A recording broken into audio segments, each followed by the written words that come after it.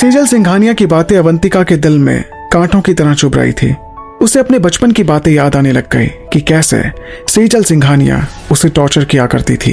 हे, तुम यहाँ क्या कर रही हो? तुम यहाँ नहीं रह सकती हो। सिर्फ हम लोगों को यहाँ खेलने की परमिशन है, तुम जैसी घटिया लड़की को नहीं। छोटी अवंतिका दर्द से कराने लगी क्योंकि सेजल सिंघानिया ने उसे जमीन पर धक्का दे दिया था। उसने कुछ भी गलत नहीं किया था, वो बस उन खिलौनों के साथ खेल रही थी जिसे उसने अभी अभी फर्श पर रखा पाया था। लेकिन उसके कजन के ग्रुप ने उसे फिर से धक्का देकर गिरा दिया था, जिसमें सेजल सिंघानिया सबसे आगे थी।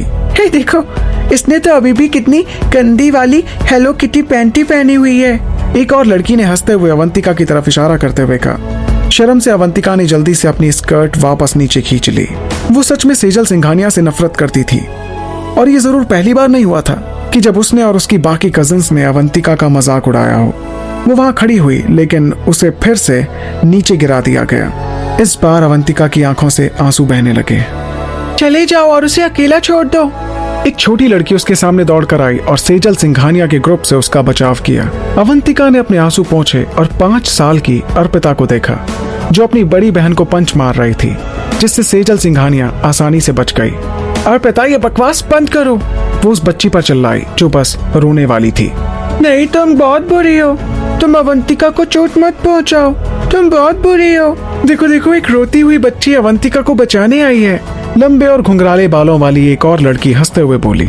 इन दोनों को अभी भी अपने डायपर पहनने की जरूरत है और ये हमसे मुकाबला करेंगी।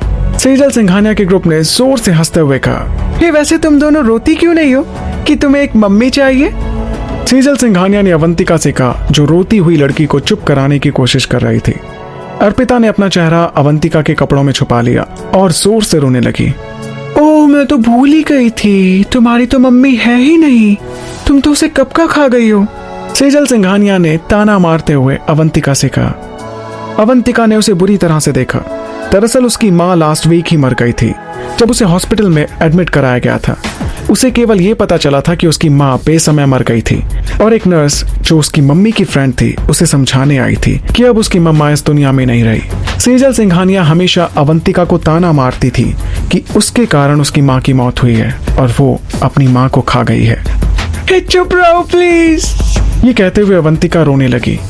वो सेजल को काफी उल्टा सीधा बोलना चाहती थी, लेकिन उसकी मम्मा ने एक बार उससे कहा था कि उसको ऐसा कुछ नहीं बोलना चाहिए जिससे दूसरों को तकलीफ हो। इसलिए अवंतिका हमेशा शांत रहती थी और सेजल उसके सामने उसकी मम्मा की इंसल्ट करती रहती थी। तुम भी अपनी मम्मा की तरह पागल हो। क्या कहा? अवंतिका ने रोते रोते कहा। क्या तुम बहरी हो? क्या तुमको हियरिंग एड्स की जरूरत है? बेवकूफ लड़की। ये कहते हुए उसने अवंतिका को धक्का दे दिया और एक बार फिर अवंतिका नीचे गिर गई। अवंतिका ने रोते हुए उठकर अपनी स्कर्ट से धूल को साफ किया। हे, क्या हो रहा है यहाँ? सबने ऊपर बालकनी की तरफ देखा तो ऊपर से एक और लड़की की आवाज गूंज रही थी।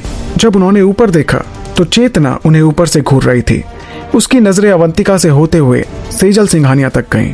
सेजल, क्या मैंने तुमको अवंतिका को चोट पहुंचाने के लिए मना नहीं किया था? इसने ये शुरू किया। सेजल सिंघानिया ने अवंतिका को एक उंगली से इशारा करते हुए कहा। उसने सारा इल्जाम अवंतिका पर लगा दिया था। साथ में सेजल की सहेलियों ने भी हाँ में सर हिला दिया कि इस सब में अवंतिका की ही गलती थी। देखो, मुझे परवाह नहीं कि ये किसने शुरू किया। क्या तुम आज म्यूजिक लेसन अटेंड करने नहीं जा रही हो? तुम अभी तक यहाँ क्यों हो? वापस जाओ और अपने ट्यूटर से मिलो। चेतना ने तेज आवाज में कहा। उसका ध्यान अब अवंतिका की तरफ गया। उसकी नजरें अवंतिका से इक्वल डिस्टेंस के साथ मिली। लेकिन सेजल ने बहस करने की कोशिश की, लेकिन चेतना ने उसकी बात काट दी। कोई लेकिन नहीं, तुम बस जाओ अभी के अभी। तुमने सुना नहीं? मैं तुम्हें यहाँ नहीं देखना चाहती हूँ। और सेजल, अगर तुमने फिर से कुछ ऐसा करने की कोशिश की तो मैं चेयरमैन सिंघानिया से इसके बारे में तुम्हारी कंप्लेन कर दूंगी। जाने से पहले चेतना ने उसे चेतावनी दी और वहां से चली गई। एक बार जब वो चली गई तो सेजल सिंघानिया ने अवंतिका और अपनी छोटी बहन को घूर कर देखा, सिर्फ इसलिए कि चेतना सिंघानिया चेयरमैन सिंघानिया को काफी समझदार लगती थी। इसलिए वो सोचती थी कि वो उस घर की बॉस है। वो अपना गुस्सा अवंतिका पर निकालने के लिए उसे मारने के लिए आगे बढ़ ही रही थी कि तभी उसकी दोस्तों ने उसका हाथ पकड़ लिया। हे सेजल, चलो चलते हैं। मुझे नहीं लगता कि वो चेतना मजाक कर रही थी। चेयरमैन सिंघानिया ने हमें अवंतिका को अच्छे से ट्रीट करने के लिए कहा था। अगर उन्हें पता चला कि हम उसके साथ क्या कर रहे हैं तो वो उसकी दोस्त को इस बात की चिंता थी कि अगर चेयरमैन सिंघानिया को इस बारे में पता चला तो उनके साथ क्या होगा। इधर अवंतिका ने बिना पलक झपके उसे अपनी मिडिल फिंगर दिखा दी। इस समय वो बहुत खुश थी जब उसने सेजल सिंघानिया को इतना बेबस पाया। हे तुम! सेजल सिंघानिया ने अवंतिका के चेहरे पर थप्पड़ मारने के लिए अपना हाथ घुमाया, लेकिन उसकी फ्रेंड उसे खींचकर वहां से ले गई। इसके बाद सिंघानिया मैंशन में छोटे मोटे हंगामे होने लगे। अवंतिका अर्पिता के साथ नीचे जमीन पर बैठ गई।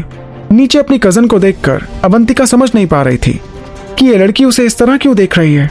जब बड़ी दीदी ने आपको मारने के लिए हाथ उठाया तो आपने वापस उनको क्यों नहीं मारा?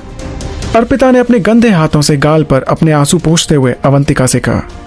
अवंतिका काफी अजीब तरीके से हंसी। इतना साफ था कि वो और सेजल सिंघानिया कभी भी साथ में नहीं मिलेंगे। अगर मैं उसे मारती तो उसमें और मुझ में क्या फर्क रह जाता? अवंतिका ने मुस्कुराकर अर्पिता से कहा।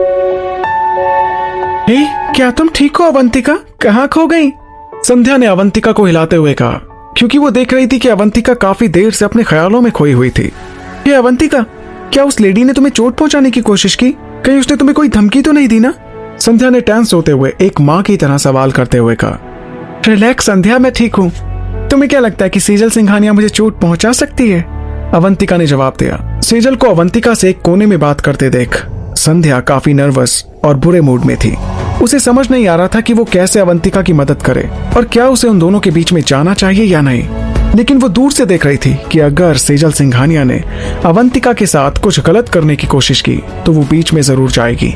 इधर संध्या को खुद के लिए इतना परेशान होते हुए देखकर अवंतिका ने सोचा कि शायद ये उसकी दोस्त की प्रेगनेंसी का एक और सिम्टम था और इसलिए वो एक माँ की तरह अवंतिका की केयर कर रही थी। अवंतिका सोच रही थी कि ये कितना अजीब होगा जब वो अर्जुन के बच्चे के साथ प्रेग्नेंट होगी।